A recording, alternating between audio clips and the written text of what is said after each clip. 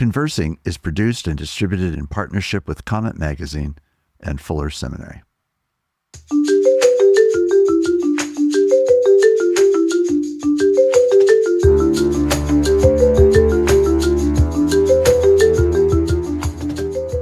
I'm Mark Laverton. Welcome to Conversing.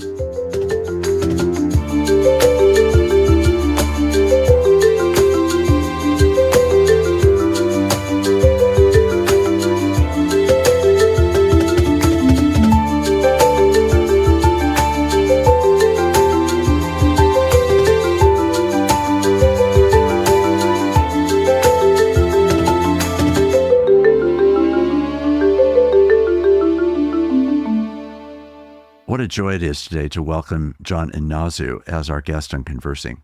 John Inazu is the Sally D. Danforth Distinguished Professor of Law and Religion, as well as the Professor of Political Science at Washington University in St. Louis. He's written a number of volumes. One is a book entitled Liberty's Refuge, The Forgotten Freedom of Assembly. A second one is a book called Confident Pluralism, Surviving and Thriving Through Deep Difference. And another one is a book that he co-edited with Tim Keller called Uncommon Ground, Living Faithfully in a World of Difference. John, I'm so excited that you're a guest today on Conversing. Thank you so much for joining. Mark, thanks for having me. It's great to be with you.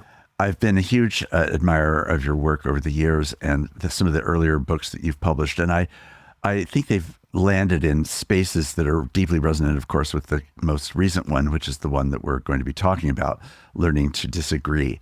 And I would first like to just set the stage for people who have not yet read the book to have a sense of who you are and how you approach this topic, which is such a current one and always needed, but particularly in these crazy times that we're living in. So give us a little bit about why this was the right book and how it fits into the larger landscape of your work.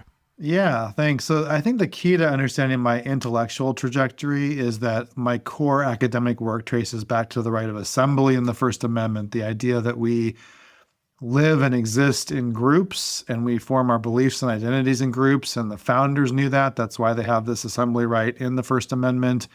And that creates both challenges and opportunities. Madison called them factions, and they weren't a good thing.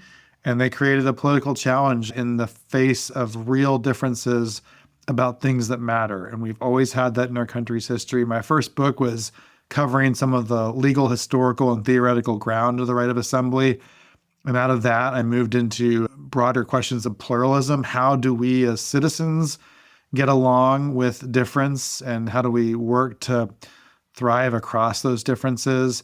And out of that came a collaboration with Tim Keller that worked to make those arguments specifically for Christians.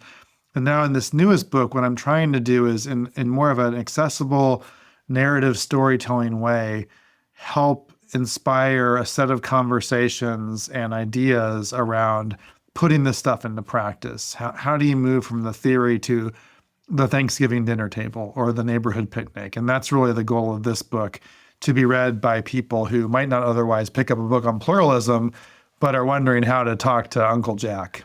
Right. Uncle Jack, yes, or Karen, or whoever it is that we might have. We have many proxy names, probably. John, one of the things that is such a positive thing about this book to me is that you first write as a legal scholar and a law professor. And in fact, the outline of the book, as readers will discover, is really through an academic year where you're really taking students through a formation experience. And part of what you're doing deliberately in your own teaching is to amplify key themes in that curriculum that would emerge for students who are studying to become lawyers.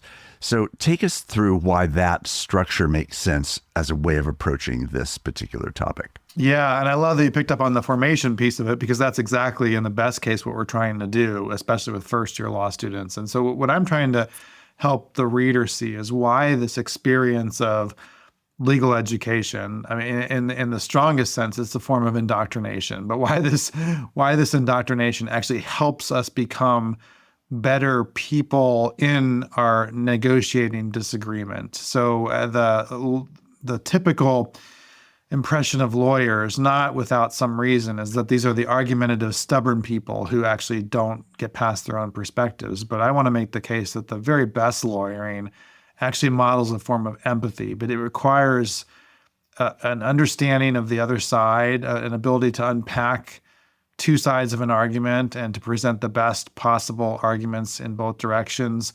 And that when we step into another person's argument, we are actually in that process doing a work of empathy. It's limited. We're never going to fully jump into that person's shoes, but we're going to understand a perspective differently than we might have otherwise done so. And that's the work of good lawyering.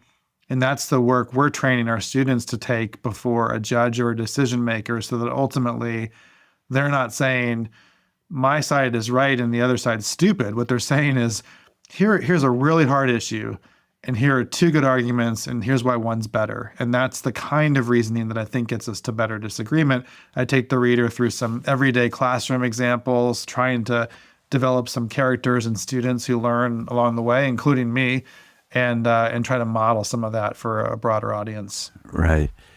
One of the things that is curious to me, because I'm working on a book on fear, is the way that fear is a backdrop to so much of what you're writing about. It's an elaborate scheme in a certain way, a needed elaborate scheme for understanding what it means to manage our fears and to manage what we think is at most at risk, especially when the stakes feel high, the issue's hot, we feel as though something really, maybe even almost primal, is at stake, or something that feels nearly like it's that, is being debated as though there really could be and is a legitimate other side. This is all part of the thing that you're trying to help your students and the readers of the book grapple with in various ways, to really be able to break through to the possibility of hearing and receiving another person's story with less fear, at least, than what often is present behind a lot of arguments that go on. I'm just wondering if you could interact with how fear is present to the issues that you're trying to describe. Yeah, it's a great point, a great observation. And I think what it gets to is that in our most deeply held commitments, there's part of us that doesn't want to be shaken or unsettled. And I think the antidote to that is actually one that you can make the case partially out of self-interest. If you are with your deepest convictions, the kinds of things you're actually staking your life upon, if they're that serious to you, wouldn't you want to invite the kinds of questions that would just sort of solidify your thinking around them? And instead of being fearful about them, to say, every one of us is living on a kind of faith, and that's the only way you get by in the world. So we're making these leaps of faith into different belief systems and into the actions that we take. And why wouldn't I, as a mature human being, someone who's trying to be aware of the world around me, why wouldn't I invite questions into those deepest commitments? And it's a reframing of the same challenge, but instead of one of fear, it's one of invitation that is actually designed to strengthen what you're doing. Right. One of the things that neuroscience has taught us about fear is that when we first get the signals that something might be up, we are alerted, and the questions are then, what do we think we know, and what is our capacity to be able to deal with the fear? And when it's distal, then it feels as though the prefrontal cortex is still very much operative. It's helping us sort out possibilities. We can actually reason. But when it becomes proximal and it's really in our faces, then in fact the neurons all fire and go away from the power of the frontal cortex, and they move to the amygdala, where in fact reason has less and less to do with the capacity to respond, because now it's just fight or flight, and it's at full tilt alert. So when I'm reading this book and I'm thinking about the significance of the arguments that are going on in our culture and the need to learn to disagree and the presence of fear, which I do think is just way more important than often is actually given attention to. And then I read what you're suggesting. It feels as though you're really relying on a point where the frontal cortex is fully operative, right? And more operative than some people would normally even do in their lives, right? I'm not sure how much the prefrontal cortex actually shapes our lives every day, though it certainly affects us deeply. When our sons are growing up, I've often joke that I used to lay my hands on their foreheads and say, "Come, prefrontal cortex," because I just knew everything would be better if we had a complete brain. And that is absolutely true. But my point right now is simply, you're asking for a reasonableness in the face of argumentation that actually requires a distance in order to be able to do this. When people are feeling threatened, however, which is the way many, many people seem to be experiencing life daily, when they really feel proximally threatened, the capacity for reason is really lower. So to use the analogy you were describing, let's say, the Thanksgiving dinner or the neighborhood barbecue, probably in that moment, you have a chance of tapping into the prefrontal cortex. But I guess I want to hear a little bit more reflection about that. Yeah. Lots of things coming through my mind right now. One is, I think there's a utility in validating fear in some people, and instead of dismissing it as, that's whatever, self-interest or bigotry or bias, to actually say, I can understand why you might feel that. And so that's a step we can make to kind of bring some of this down a bit. But I also think, what you called reason, and I guess that's a fair description of it, but I would maybe reframe it as something like the hard practiced habits that let us respond to these fraught situations with a different kind of posture. Yes. And what that means is we've got to do a lot of practice with it, and that we have to habituate ourselves into those conversations that we know are going to happen and where we know others around us are going to go right into that fear mode. And we have to be prepared to engage differently. And so as you were talking, as you were describing sort of the negative example, my first thought was, that's pretty much every online social media back and forth, right? Exactly. Where we're just immediately into fear mode. And then the practices that follow are a bunch of short and snarky and unreflective escalations. Yes. So if we're doing that for hours a day, the Thanksgiving dinner table is not going to go very well. Right. So in other words, we have to step back and figure out, because we're human, because we are prone to this fear lever, and because when we're in it, it's going to be very hard to navigate around it. Yes. What do we do in advance of those situations to practice a different way of engagement? Yes. One of the answers has to be get offline and figure out a different way to practice. Yes.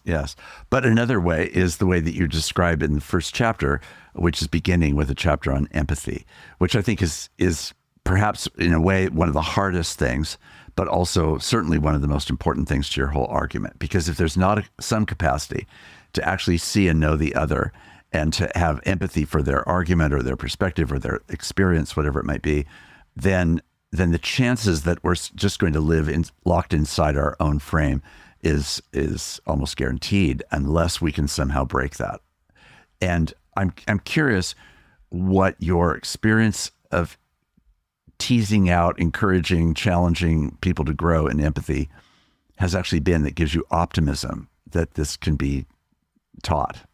Yeah, I would just say, empirically, I've seen this year after year in the classroom, where we start the year with a very diverse set of perspectives, and some students who've never encountered the other side, whatever that may be, or who've never heard, especially from personal experience, a position or an idea that comes from a very different set of experiences. Yes. And over time, when it doesn't happen all the time, but in a healthy classroom setting, you can use that to model empathy and to have students model empathy for each other, and to realize that these issues and perspectives are really hard and complex for a reason. Right. And that very few people that you might have in your mind as a caricature of the other side actually show up that way as human beings, right? Yes, that people are yes. much more complex, and their views based on an amalgam of their experiences and facts of the world and their moral values lead to all sorts of really interesting complexity. Yes. And when we take the time to understand that, we're doing a work of empathy that actually increases our own ability to reason and make our own arguments too. Right. There's this fascinating project that's been going on for a few decades in Canada. It arose out of the fact that there was increasing violence in grade schools. And This one child psychologist who was working in such schools began to realize that there had been a serious drop in empathy. Her analysis was that in busy households, often divided households, often parents that are struggling to make ends meet, the time to be able to cultivate empathy in your children is often marginalized, and therefore they come to school without these empathy skills being developed. So she's developed this curriculum, which involves a newborn baby being brought into a curriculum over the course of a school year. And the curriculum is all designed to empathize with the child and to help the school-age children perceive and engage and focus and pay full attention to the baby. Now, it's been double-blind tested and it's had significant longitudinal impact, which is pertinent to your point about empathy can actually truly grow and really be developed and stand the test of time. But this is the most interesting part of it to me. They found that the most influential part of the curriculum was the curriculum where students were meant to empathize when the baby was not in the room, where they are thinking about the baby and they're thinking about everything that they've learned about where the baby is in its first year of development.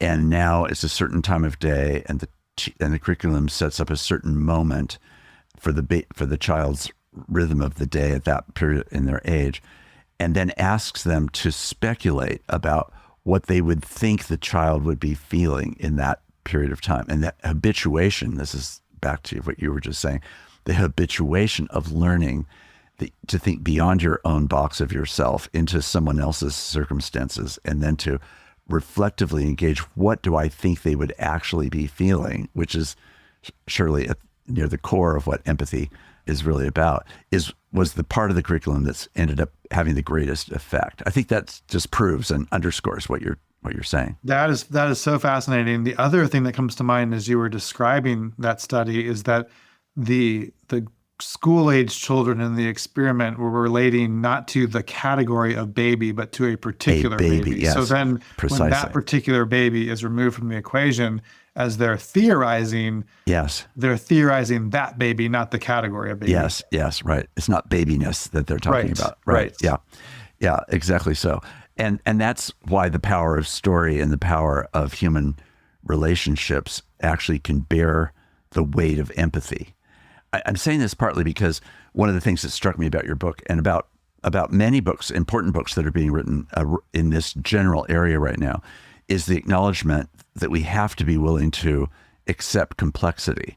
Now, when you say that as a principle, it can feel overwhelming to a lot of people who just feel like the last thing in the world I need anywhere is more complexity, right? So to be invited to learn to disagree by entering into a world of complexity can feel overwhelming. But I think it's often because we don't actually realize how complex we are and how we already hold such complexity, but it's held in narratives, not in principles. It's held in experience. It's held in particular relationships. And actually, if you break it apart, it's extremely complicated how all that goes. So I think the capacity is really there. It is, I think, as you say, this business of how do you habituate practices that are going to cultivate and sustain empathy, where there's growth joy in that empathy and not just fear or anxiety, but delight and wonder and entertainment as well as profound insights. So again, it just feels so important to me. This is interesting. This occurred to me just for the first time as you were just saying that, but part of the complexity that comes from even the people who would like to avoid it is that as people created to use, usually words, sometimes something other than words, to describe our experiences, we're necessarily adding nuance and differentiation to what we see. I mean, if you have 12 witnesses describe the same event or experience, they will do it somewhat differently. Yes. Because the complexity is in the humanity of the engagement with the experience. We're not robots. We're not just sort of walking through, checking the exact same boxes of experience, but we're having different experiences that are situated in our individual lives. Right. I think that's part of what David Brooks has been working on in his book, How to Know a Person, because in that same way that you've just described, how do we move towards someone and know and be known in ways that actually can help sustain this long work and make ourselves at home with the habituation of coming to know and be known by someone else. And that's where, as you were saying about the baby, it's not babyness, but it's this particular baby that's already been tracking in the classroom for several weeks or months, who you actually have come to know in some sort of way, and you get the personality in some way of the baby and how it changes, therefore, the whole category of what a baby is. Right. And there's both a challenge and an opportunity there, Yes. or a risk and a benefit, because the benefit is now you can no longer just talk about the abstract category of babyness. The risk is that you now think all babies are the baby. Are the baby, right? Right. Exactly. And you've now only engaged with the baby in one particular Yes. instance. And there's a lot more complexity and difference out there. Right. So it opens up and it potentially closes down the capacity Right. to move forward. Yeah.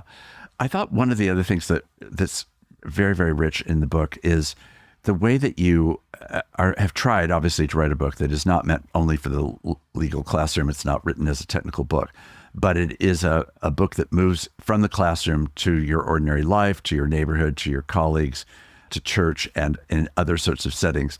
I'm curious, as you worked across those various fields and you were thinking about this question of how to disagree, how much difference there are such differences in those contexts, and they set up different relational dynamics. Not least in a law school, you can control the conversation and its terms by being the professor and by holding their grade. And by doing that, you actually hold their future. So that's a really different thing than Uncle Joe at Thanksgiving or the neighbor at the barbecue. So just how did you intellectually try to consider those differences? And do you think they fundamentally matter, or is it just in nuance that they matter, that fundamentally it's the same enterprise?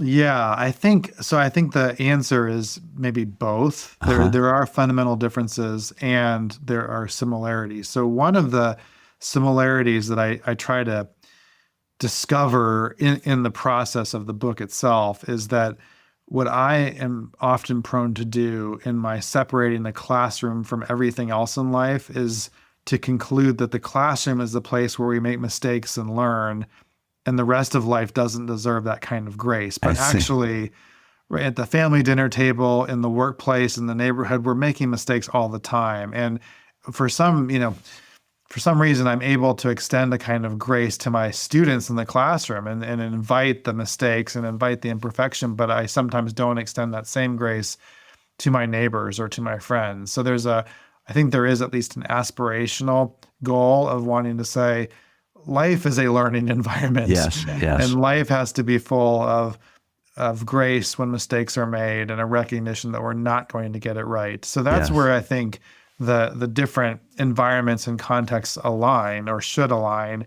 Where they differ is that and you kind of set this up with your question, but we live in the world by occupying different roles, and those roles matter, and our awareness of those roles matters. So the example that came to mind in recent weeks as I've been talking about the book is that I had a discussion with one of my daughters a few months ago, and it was over a heated political issue, and she's a teenager, and we were disagreeing about it. And as she was sort of presenting her side, I was across the room, and I was just sort of responding as a law professor, and I was pointing out why her claims were overblown, or why her logic wasn't clear, or why she hadn't accounted for the other side.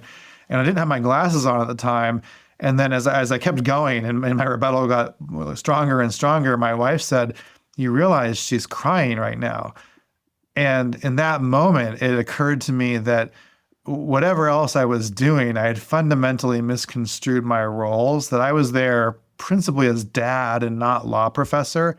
And by messing that up, the rest of the disagreement almost didn't matter. So that ended in an apology from me to my daughter. But I think it illustrates why there's not a complete parity of these different contexts, because we occupy different roles and relationships within them. And different types of nuance and authority come along with all of that distinction. That's right. Yeah, that's extremely interesting. I think one of the things that is a challenge in disagreeing is that way that if it's two people, a conversation with disparity in, quote, authority in relationship to the thing that's being discussed, right?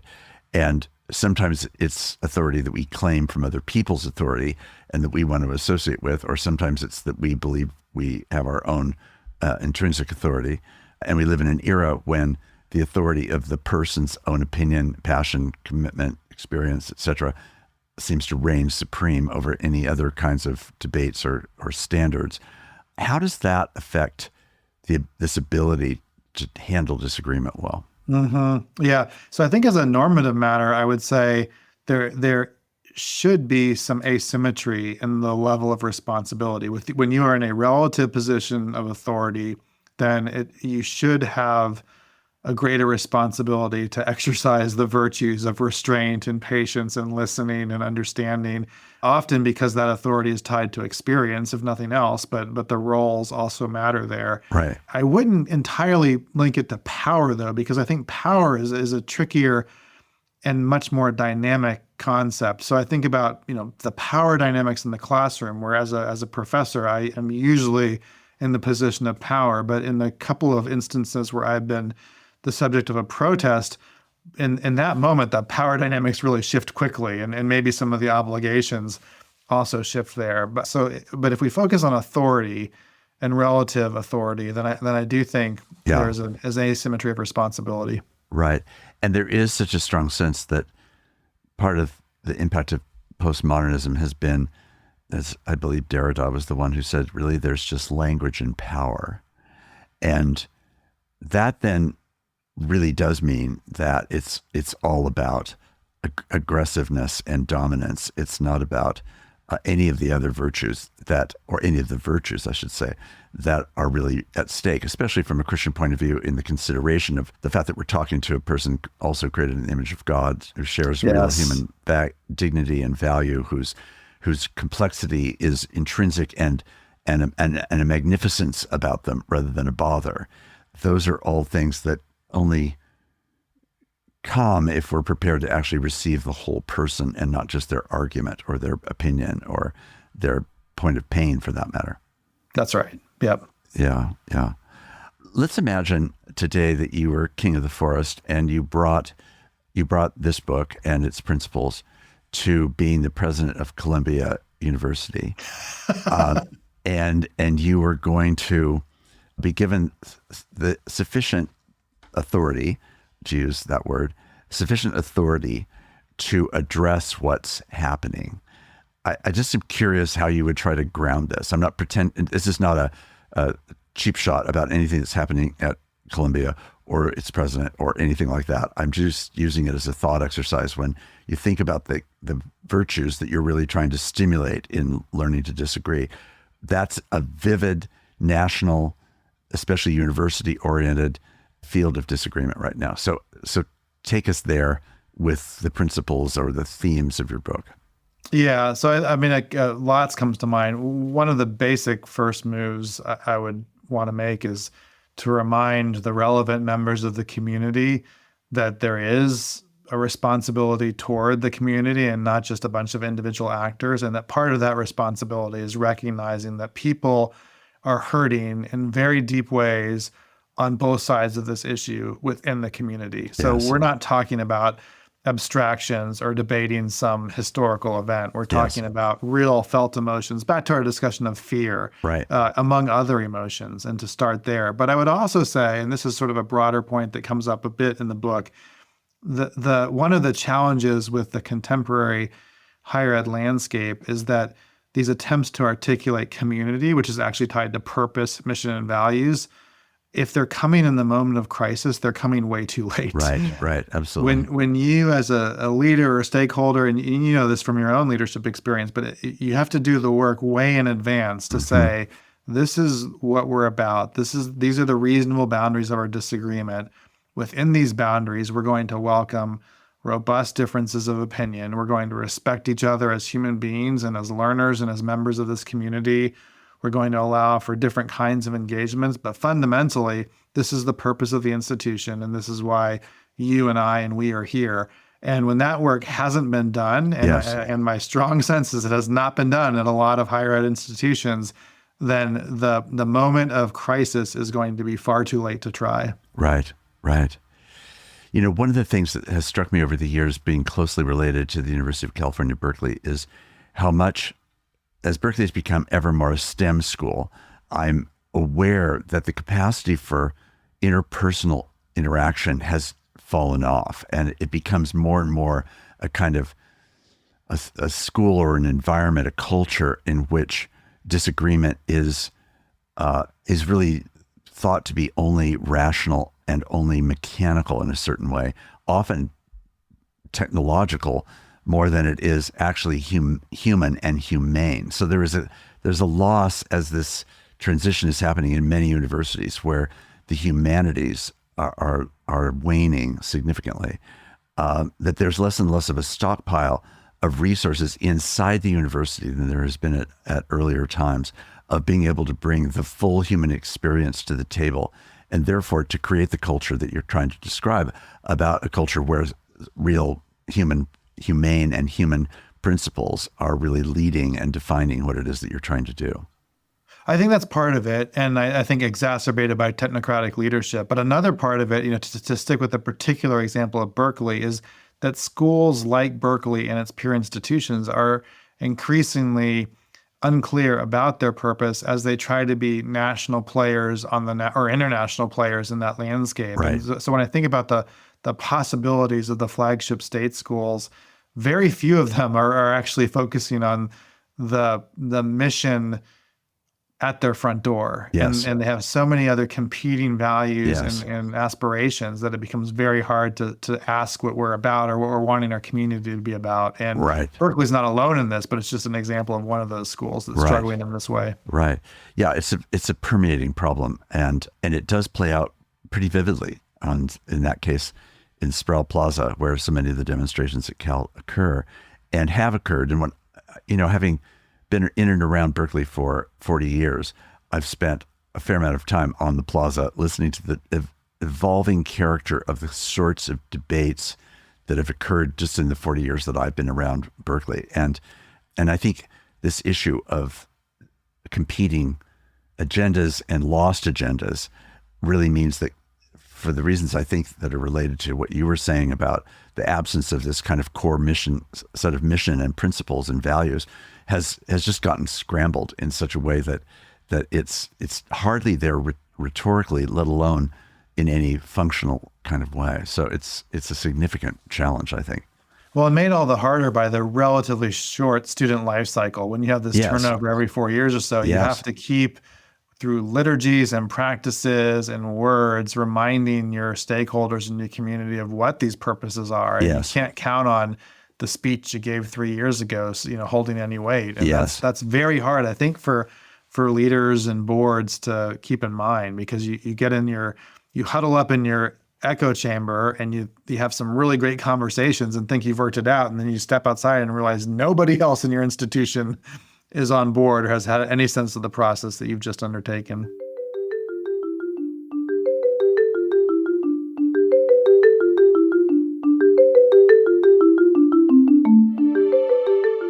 I'm Mark Labberton. Thanks for listening with me.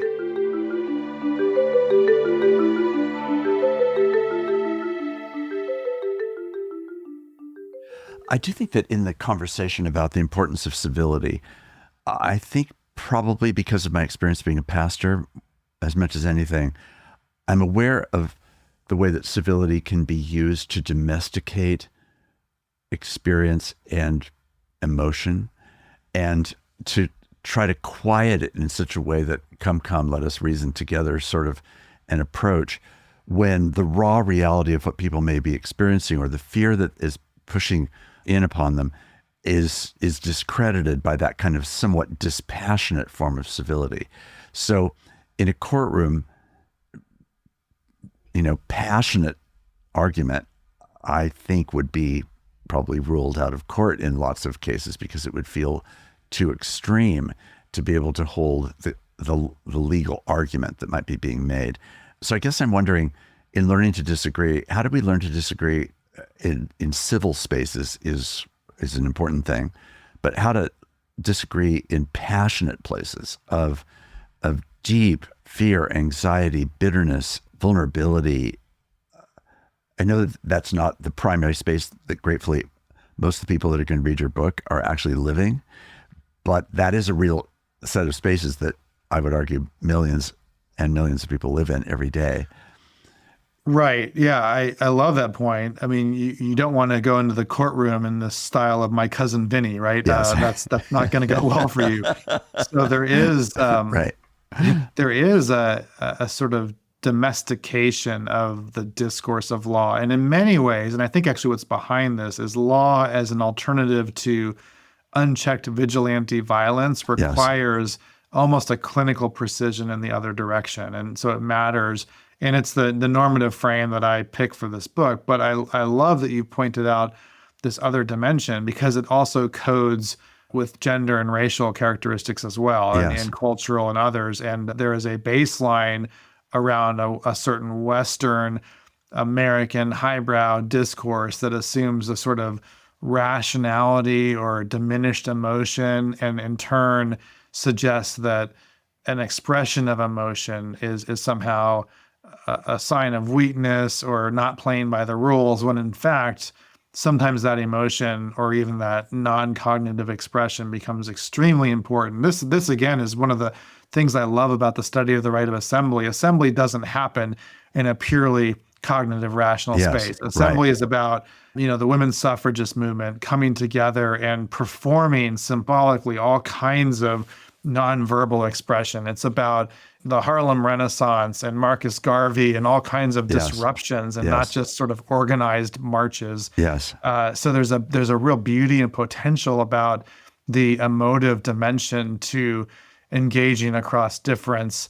The challenge is, I think, and maybe the sweet spot here is to do that in a way that is genuine, but also strategic and disciplined in some ways. This is, I think, the beauty of the lesson of the civil rights movement is how Yes. it combined so well the multi-dimensional expression and solidarity, but also being purpose-driven and disciplined. And so if we were to say now apply that to the Thanksgiving dinner table, is there a way to Right. recognize the complexity of emotion and feeling and honor that, and not just insist that we have to stick to, a back and forth volley of arguments, but at the same time have a broader frame and purpose for it, and have a generosity that grounds that in a common enterprise? That would kind of be the ideal. Yes. That sounds very hard. Yes. Yes. Yes. Yes. Yeah. I've recently, for various reasons, spent time listening to anything I can find that's video footage of Fannie Lou Hamer. And part of it has been to try to understand this point that we're talking about right now, where she comes to places where she needs to play by a different set of rules than the rules that she's actually living in culturally. And she is smart, and she's shrewd, and she's careful about observing the rules of the places to which she wanted to give testimony or witness to the injustices that she was experiencing, she and others were experiencing. But in the context of that, you can also feel the depth of her emotion that's just even slightly beneath the surface. It's controlled. It doesn't feel threatening. It's not imposing itself. But there would be no way of listening to her voice for more than 30 seconds without realizing here is a fire burning, and now she's bringing herself in this way. That she stands out in part because of the beauty and elegance and authenticity of how she held both of those two things together. I'm just curious if that is resonant with what you think you just said. I love it. It's a great example. The challenge is people can fake that too. I mean, Yes, right, a really yes. good actor could bring that as well. Yes. And so part of the challenge of sort of human interactions is to distinguish the fakers or the faux actors from the authentic person who combines and blends that. I was also thinking of the term strategic incivility. Yes. It is sometimes not playing by the rules of the game, but it is strategically done, and it is blending this strategy with the deep, rich humanity of what's happening in the moment too. But again, distinguishing the fakes from the real ones takes some discernment and work. Right. and in a way describes some of the tensions of the polarization of today, because both sides are seeing the other side as being bad actors in this claim of authenticity. And both suspect that the other side isn't really authentic, or that their arguments are not legitimate in that way. And that then shuts down the possibility of empathy and understanding, because there certainly seems to be plenty of evidence of charlatanism going on. And at the same time, within that, there are people who are really carrying genuine personal experience and struggle, pain, concern, conviction that is not at all put on, but is associated with others who are, as the charlatan pylon continues to unfold in America. This strikes me as one of those examples where both partisan extremes are complicating this issue by claiming that it's so binary. So on the one hand, you have a conservative media lens that is saying all of the identity politics stuff is to be disregarded, and all we care about are the ideas or the discourse. And in the extreme other direction, you have people saying the only truth you can hear is the truth out of my experience. And if you don't share these identity characteristics, you have nothing relevant to say. Neither of those is very plausible in the real world with real human beings. And I think if we were to step away from some of the punditry, we would say, if we start with ordinary experience, we would say neither one of those is true. Right. And it has to be somewhere in the middle. And that's where most of us actually live and operate. Right.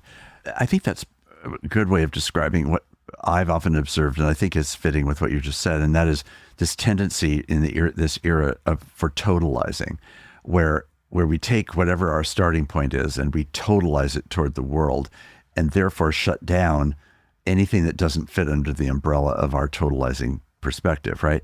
And that's what isolates people even further and makes the possibilities of genuine communication and being able to helpfully disagree with one another almost an impossible thing, because if you've totalized and you refuse to give that up, then the possibility of actually moving toward each other in understanding seems like it's already been surrendered. Is that over? I know I'm using broad language here, but. No, I actually think you might be understating the problem, unfortunately, because in the coming months and years, the algorithms and the financial incentives of our online interaction are going to make this all the more the case. Yes. So if we think we can beat the algorithms, or if we think that we can enter into these online spaces and not have this do deep work on our souls and our formation, we're kidding ourselves. And they will absolutely lead us to these totalizing positions. Right. Yeah. And this is going to it's going to speed up. It's going to be more dense. It's going to be more comprehensive in our lives. And I think at some point, we just have to radically sever some of the online engagement. Right. I just recently had the opportunity to interview Shirley Mullen as a guest on Conversing in relationship to her book, Claiming the Courageous Middle. And in the conversation I had with her, one of the things that she was trying to argue for is the importance of trying to bring people together in a pursuit of what is true. And that truth is something which various positions and arguments claim they're committed to truth, or that they have the truth. But what she's trying to argue for is this way of claiming a middle that does not presuppose that you hold the absolute truth, and that you're trying to instead move toward this middle space, which is different than a middle point.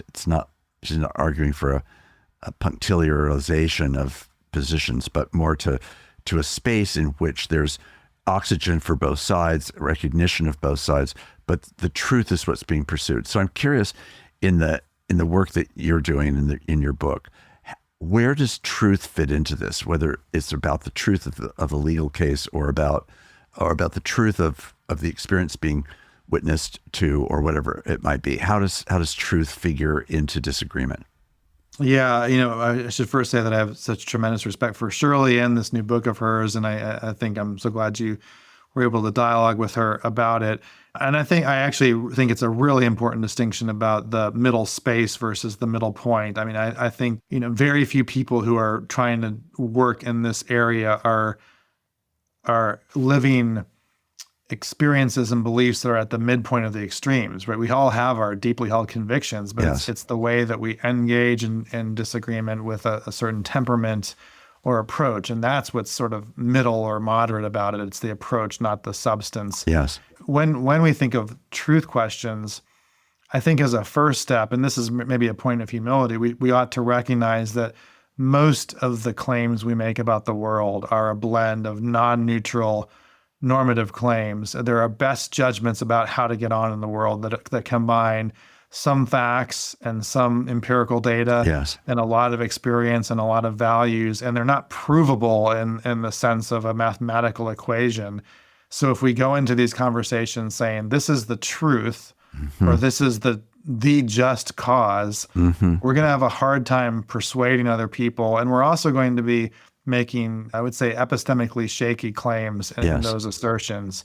If we say, here is how I'm trying to live my life based on my best understanding of what I think is good for human beings or human flourishing of the social fabric, that's more invitational. Right. And it's not surrendering any ultimate truth claims, because we can at the same time say, especially as Christians, there is a God and there is truth. And one day what we see dimly, we will know fully. But for now, the best we can do is act in the confidence of what we've come to understand.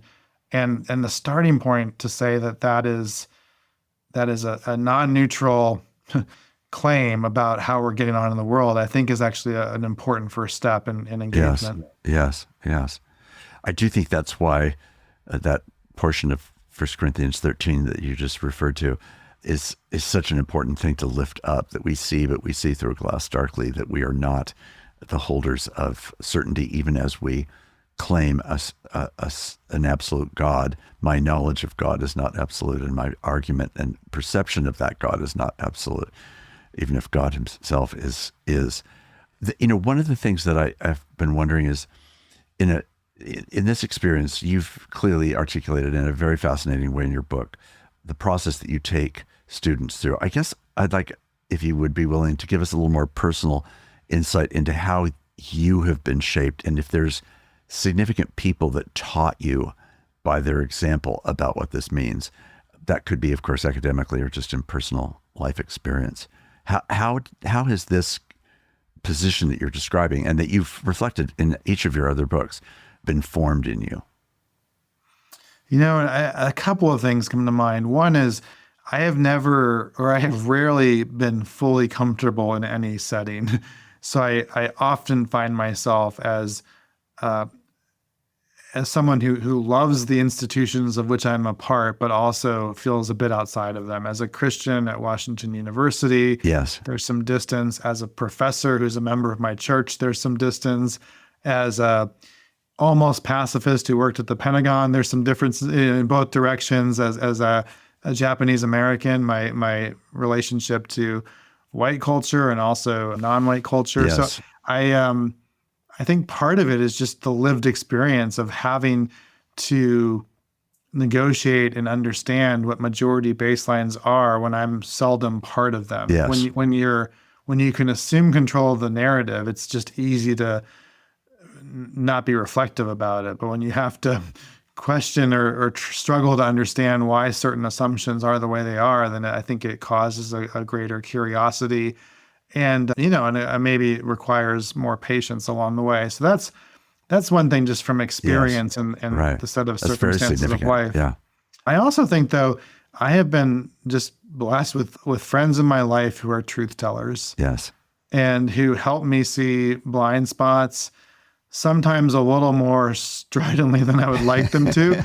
And this includes, family members, but also good friends. And I've worked to invite that kind of truth telling because right. I do think we have these frailties and blind spots and limitations. And it's not like we're ever going to reach a point in life where we figured them out and where we can just check that box and now not worry about it. Yes. And so I think at each stage of life to have peers for whom the power dynamic does not come into play, and also lifelong friends who know you really well and who know where you've been and where Mm-hmm. you've gone, Mm-hmm. and just invite that truth telling, Yeah. and then be ready to hear what they have to say. Yes. Yes. Exactly.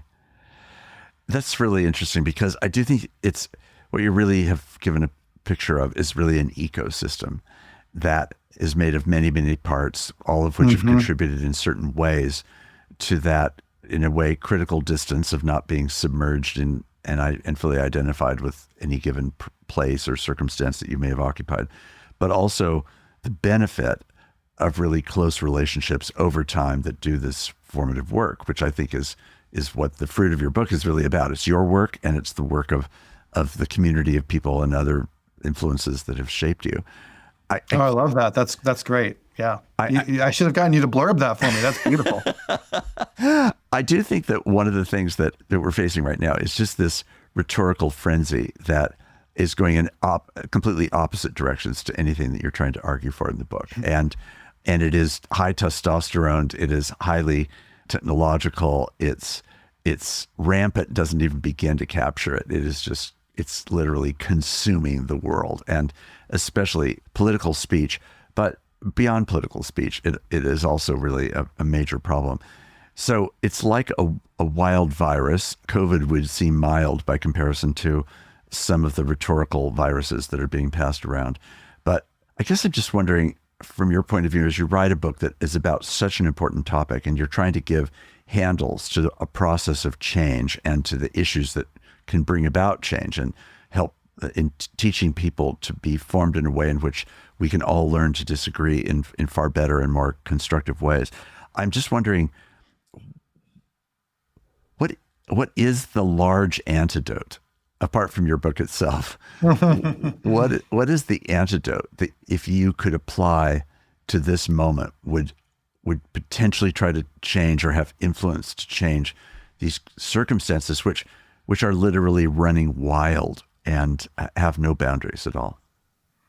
I wish I had a great answer to that. I think the only answer is a lot of very small and very personal efforts where individual lives change postures, and in the aggregate, they start to contribute to social change with storytelling and exemplars and costly practices in that direction.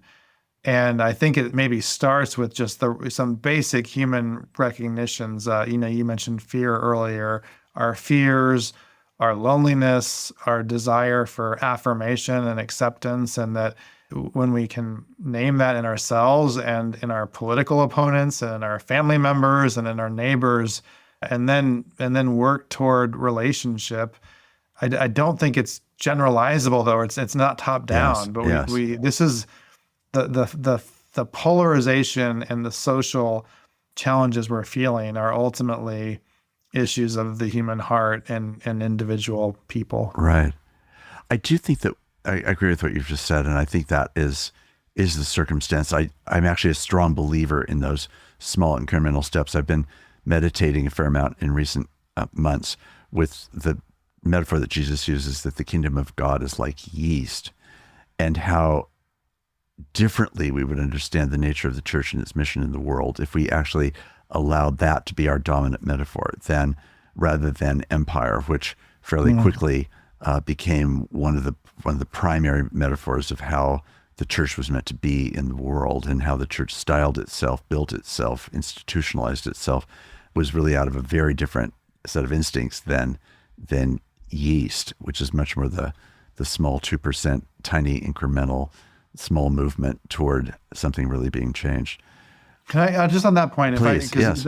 This to me is such a critical point, and it's an exegetical point about how American Christians read Scripture and the New Testament, because as people, especially sort of majority culture, white Protestant Christians who have assumed sort of a cultural baseline that is so different than the ones in which the New Testament writers operated, Right. that creates such an impediment for how we understand Scripture written to a community that wasn't in charge, Right. and and it had to be the yeast because they didn't have the option of empire. Right. And I think there's a lot of work to be done in our own hermeneutic because of that stark difference. Yes. And there are places we can turn to listen to other people who can read and understand differently. Right, right. Extend that comment a little bit further. Say more about what you think the consequences of doing what you're describing would be. Well, I think if American Christians started listening more to the global church, for Yes. example, Yes. or to faith communities in this country that have never been in control, Yes. then they would open themselves up to readings of scripture and formational practices that are more consonant with maybe what the writers of the New Testament were thinking and this isn't to say that obviously God can work through all cultures and all peoples, but there is something peculiar about trying to assume an understanding of scripture from a baseline of control Yes. or empire.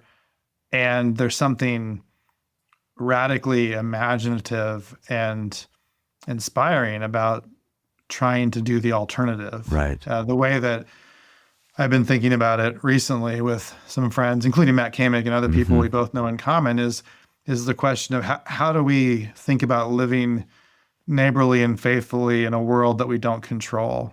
Right. And I think that gets us maybe closer to the starting point than the question that some Christians today are asking. Right.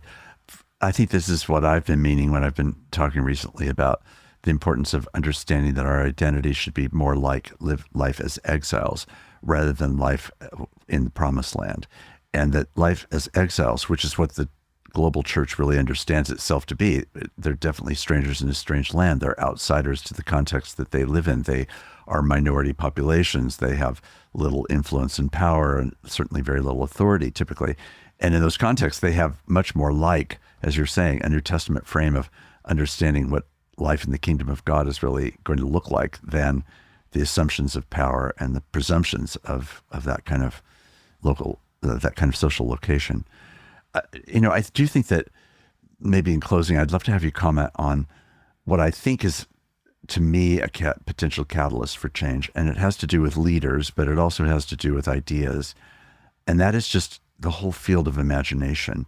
It feels to me like there are examples in history, of course, of people often or movements that have been able to project a certain imaginative hope that has caught fire in a way that didn't arise necessarily as an antidote, but became an antidote to what were other kinds of cultural feelings and habits and practices and assumptions that were present. And somehow, sometimes like a brush fire, that sort of imaginative picture will unfold in a way that people can really hold on to. Now, this can be used corruptly. I get that. There's plenty of examples. You could say Hitler did this, but there's other positive examples of this as well.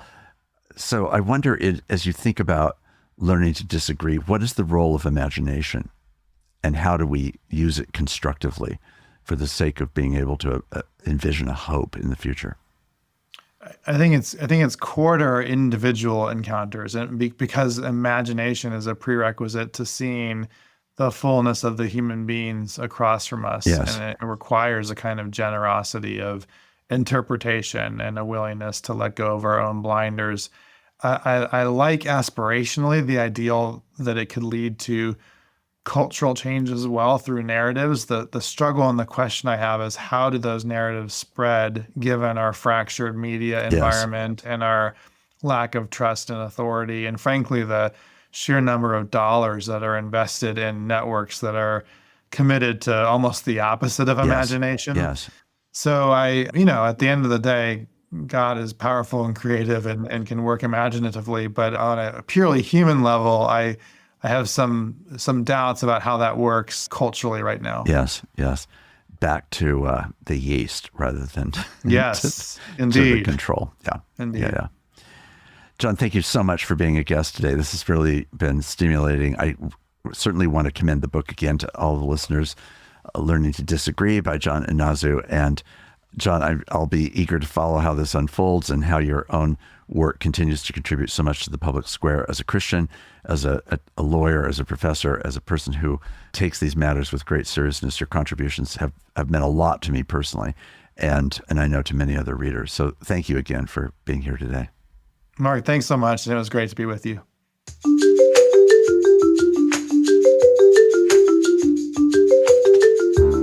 Conversing is produced and distributed in partnership with Comment Magazine and Fuller Seminary.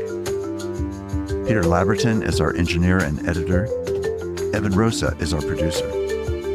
For more information about Comment Magazine, visit comment.org, where you can subscribe, read the current magazine issue, and browse their archive. Fuller Seminary is an evangelical, multi-denominational graduate institution committed to providing indispensable formational education for diverse Christian leaders everywhere. For information, visit fuller.edu. I'm your host, Mark Laberton. Thanks for listening with me.